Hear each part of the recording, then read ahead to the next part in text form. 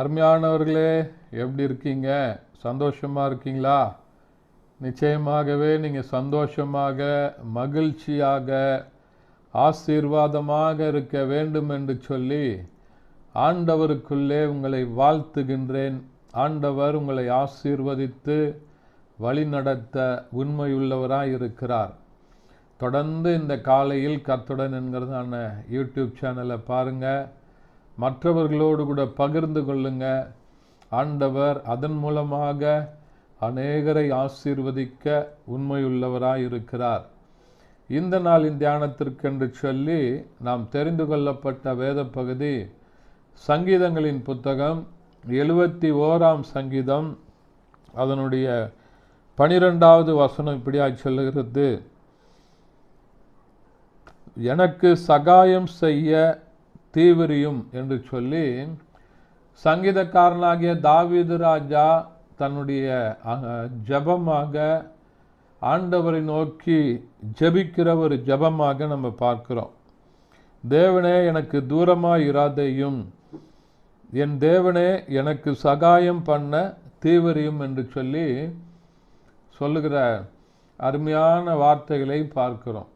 ஏனென்று சொன்னால், சங்கீதக்காரனாகிய தாவீதினுடைய வாழ்க்கையில் அநேக நெருக்கங்கள், அநேக போராட்டங்கள், எல்லாவற்றிலும் ஆண்டவர் அவருக்கு சகாயம் செய்கிற ஒரு நல்ல தேவனாய் இருந்தார்.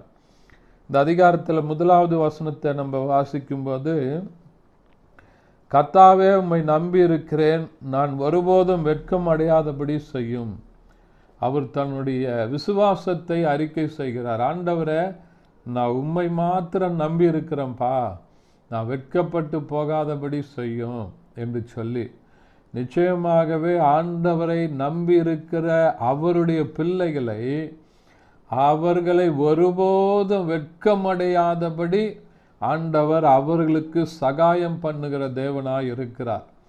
அநேக நேரங்களில் நமக்கு நெருக்கங்கள் வரும், போராட்டங்கள் வரும். இந்த உலக பிரகாரமாக அநேக பிரச்சனைகள், கொடிய வியாதிகள், கொடிய போராட்டங்கள், இப்படிப்பட்ட சூழ்நிலைகள்லாம் இருந்து நம்ம நெருக்கம் படும்போது நமக்கு சகாயம் செய்கிற ஒரு நல்ல கர்த்தர் நமக்கு இருக்கிறார் என்பதை நம்ம ஒவ்வொரு நாளும் நினைவு கூற வேண்டும்.